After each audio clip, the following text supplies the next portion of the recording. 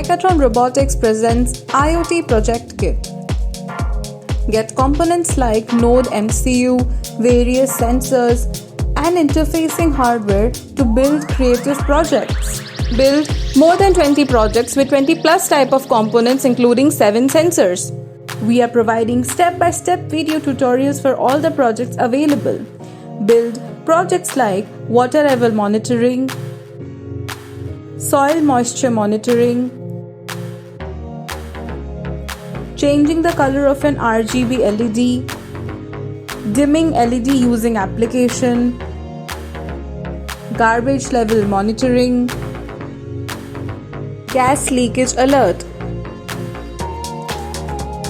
measuring distance, and many more. It is a complete kit to learn IoT using NodeMCU, one of the best ways to learn C programming language. Skills like creativity, logical thinking, problem solving are enhanced using this kit. Happy learning!